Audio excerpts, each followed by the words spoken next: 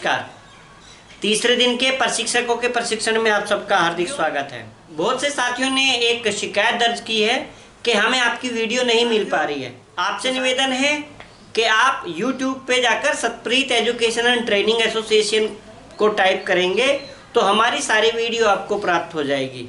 आज के एक महत्वपूर्ण विषय प्रशिक्षकों के प्रशिक्षण में जो हम लेकर के आए हैं वो है कि प्रौढ़ कैसे सीखते हैं। जब आप प्रशिक्षण करते हैं तो क्या एक ही उम्र के लोग आते हैं? नहीं, अलग अलग उम्र के बहुत सारे लोग आते हैं और उसमें सबसे ज़्यादा परेशानी जो आती है वो प्रौढ़ों को प्रशिक्षित करने में आती है। क्यों? क्योंकि बहुत सारे लोगों की, और एक बात और भी आती है कि हम लोगों के मन में भी बहुत सारी चीज़ें दिमाग में घर करे हुई है कि यार ये क्या सीखेंगे, बैठने का तरीका नहीं पता है ना, आ जाते हैं, ये बूढ़े हो गए, बुढ़ापे में वैसे लोग सठिया जाते हैं। ऐसी बहुत सारी बातें हमारे दिमाग में घर करे हुए होती है। साथियों याद रखो, प्रौढ़ जो सीखते हैं उसके सीखने के कुछ सिद्धांत हैं और प्रौढ़ तभी सीखते हैं जब प्रौढ़ों को जो सिखाया जाए वो रुचिकर हो। दूसरी बात, प्रौढ़ हमेशा अपने आप स्वचालित रूप से सीखते हैं।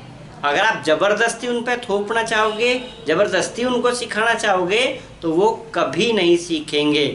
और एक बात और, प्रौढ़ जब भी सीखते हैं वो अपने अनुभव के आधार पे सीखते हैं।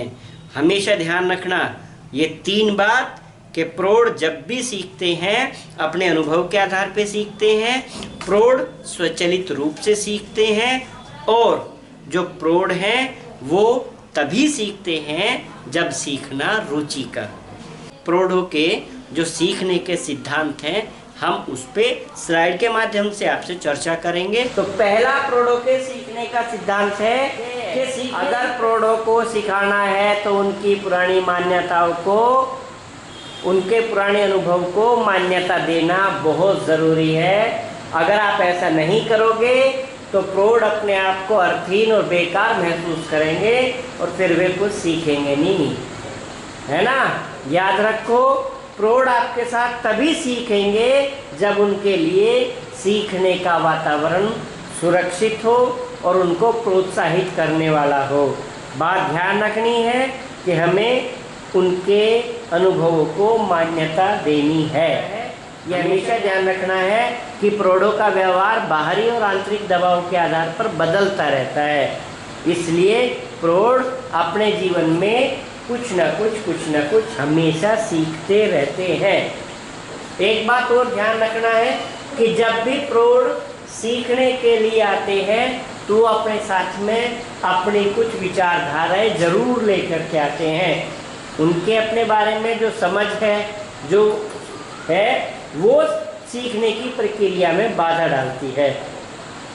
अपने बारे में उनकी समझ उनके अनुभव के आधार पर आती है और ये जो उनके पुराने अनुभव है ये ही नई सीख को प्रभावित करते हैं, है ना। तो इसके साथ में जो अगली बात आती है वो कि जब प्रौढ़ सीखने आते हैं तो उनके अपनी कुछ आवश्यकताएं जरूर होती हैं। ये हमेशा ध्यान रखो कि प्रौढ़ों के सीखने की परिस्थिति में उनकी आवश्यकताओं, समस्याओं, भावनाओं, अपेक्षाओं और उम्मीदों को भी सम्मिलित करना चाहिए। प्रशिक्षण के दौरान उनकी भावनाओं को पहचानना है और उनका आदर करना जरूरी है, नहीं तो सीखने में दिक्कत आएगी। और प्रौढ़ जिन उत्तरों को खोजना चाहते हैं वह उनके स्वयं के अनुभव और विश्लेषणों से उभर कर आना चाहिए। जो पद्धति हम इस्तेमाल कर रहे हैं वो उनकी अपनी जीवन पद्धति से जुड़ी हुई होनी चाहिए। कि क्षमता, अगर कोई भी हम ऐसा काम कर रहे हैं जिससे प्रौढ़ों की गतिविधियों की, उनकी क्षमता की वृद्धि करनी है तो हमें ध्यान रखना है कि प्रौढ़ों के सीखने की जो प्रक्रिया है उसका सतत मूल्यांकन होना बहुत ज़रूरी है और इसके लिए सभी आवश्यक जानकारी एवं फीडबैक का उपलब्ध होना ज़रूरी है। अलग अलग प्रौढ़ जो है वो अलग अलग तरीके से सीखता है। तो जब हम उनको सिखाते हैं तो ये ध्यान रखना, हमें भिन्न भिन्न प्रकार के तरीकों को और भिन्न भिन्न प्रकार के आयामों को ध्यान में रखना चाहिए ताकि हम उनको अच्छे से प्रशिक्षित कर सकें। एक और महत्वपूर्ण बात यह है, जब प्रौढ़ कोई चीज़ सीखते हैं और करते हैं और करने के बाद उनको अगर कोई सफलता मिलती है तो ये चीज़ जो उनको सफलता मिली है वो प्रौढ़ों को आगे चलकर और कुछ नया सीखने के लिए बहुत प्रोत्साहित करती है। इसलिए सीखने की इस प्रक्रिया को बनाए रखना चाहिए। एक बात और हमेशा ध्यान में रखना चाहिए कि जब प्रौढ़ सीखते हैं तो उसके अंदर अनेक प्रकार की अनुभूतियाँ पैदा होती है, जैसे जोश, चंचलता, भय, तनाव, गुस्सा, है ना। अगर इस तरह की प्रक्रिया उनके अंतर्गत आती है तो हमें सीखने में, उनको सीखने में बाधा आएगी। अतः हम लोगों को इस बात के लिए तैयार रहना चाहिए कि ये जो भावनात्मक अनुभूति हैं उनको संवेदनशील तरीके से समझना है और निपटाना है, तभी हम उनको सही तरीके से सिखा सकते हैं या वो तभी सही तरीके से सीख सकते हैं। एक बात और महत्वपूर्ण है, वो है प्रौढ़ों के सीखने के सिद्धांत के लिए वातावरण है।